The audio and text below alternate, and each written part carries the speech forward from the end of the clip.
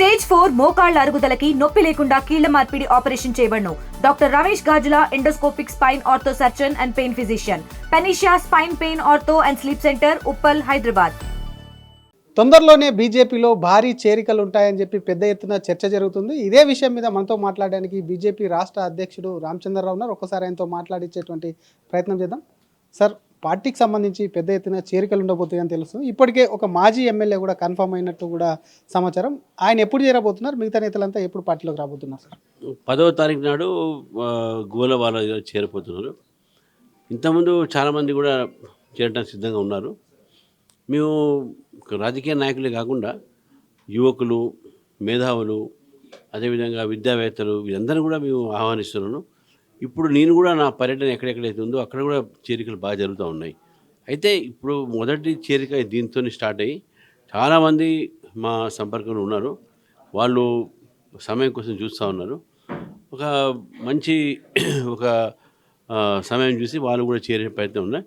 అయితే ఇప్పటికే మాతోని మాజీ ఎమ్మెల్యేలు కానీ చాలామంది ఎమ్మెల్సీలు కానీ మా అన్ని పార్టీ వాళ్ళు, రెండు పార్టీ ముఖ్యంగా కాంగ్రెస్, బీఆర్ఎస్ వాళ్ళు మా టెస్ట్లో ఉన్నారు. కాబట్టి వాళ్ళ చేరికలు ఎప్పుడైనా జరగవచ్చు రాబోయే రోజుల్లో. ఏ జిల్లా వాళ్ళు ఉన్నారు సార్ ప్రధానంగా? జిల్లా మీరు దానికి చెప్తే బాగుండదు.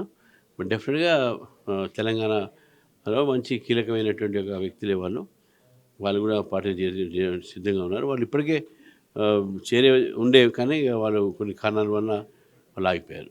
సార్, గతంలో కూడా చాలాసార్లు కేసీఆర్ ఫ్యామిలీ నుంచి కూడా పార్టీలో చేరబోతున్నారు, చేరికలు ఉంటాయన్నారు. అటువంటిది ఏమన్నా ఉందా సార్ కేసీఆర్ కుటుంబం నుంచి? లేదు, అది అటువంటిది లేదు. కానీ రాజకీయంగా కొంచెం ప్రముఖమైనటువంటి వ్యక్తులు చాలామంది చేయడం సిద్ధంగా ఉన్నారు. దాంట్లో కొంచెం రిటైర్డ్ ఆఫీసర్స్, మన IAS officers, retired IPS officers వాళ్ళు కూడా దాంట్లో చాలామంది ఉన్నారు. ప్రొఫెసర్స్ ఉన్నారు, డిప్యూటీ కలెక్టర్స్ ఇటువంటి ఉన్నారు.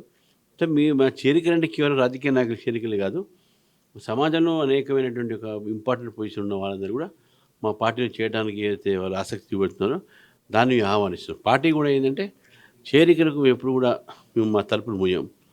ఎవరైనా సరే భారతీయ జనతా పార్టీ సిద్ధాంతం మీద, నరేంద్ర మోదీ గారి నాయకత్వం మీద నమ్మిన వాళ్ళందరూ కూడా ఎవరైనా మా పార్టీలో రావచ్చు.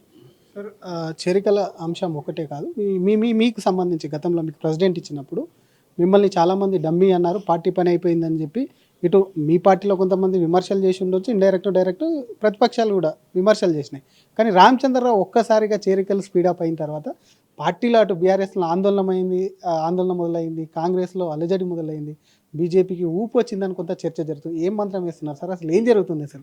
ఇప్పుడు ఒకటే, నేను నా మీద విమర్శలకు నాకేం అభ్యంతరం లేదు. ఎందుకంటే నేను ఒక సిద్ధాంతం నమ్మినవాడిని. కాయగాసే చెట్టుకే రాళ్ళు వేస్తారు.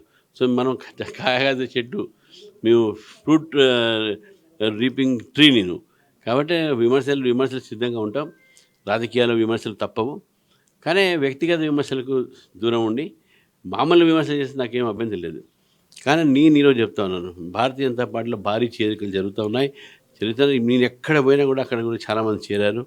ఇక్కడ పెద్దపల్లిలో మనోహర్ రెడ్డిగా చేరారు. అదేవిధంగా మన చాలామంది న్యాయవాదులు మన గోదావరికాలను చేరారు.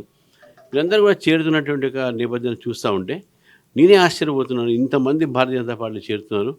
వీళ్ళు రేపు రాబోయే రోజు ఇంత పెద్ద శక్తిగా మారుతున్నది నాకు సంతోషం ఒకవైపు అనిపిస్తుంది.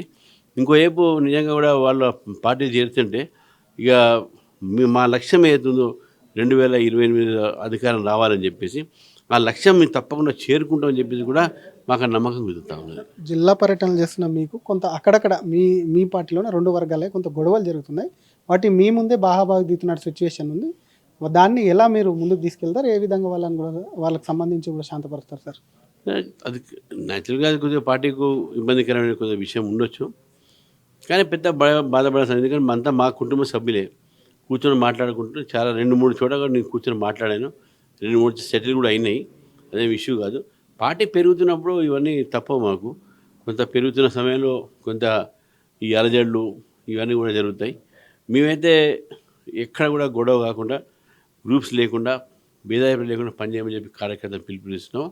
ఆ పిలుపు మేరకై కార్యకర్తలు కూడా పనిచేస్తున్నారు, నాయకులు కూడా పనిచేస్తున్నారు. చిన్న ఉంటే మీరు తప్పకుండా మా కుటుంబ సభ్యులను చదువుకుంటాం. Thank you sir.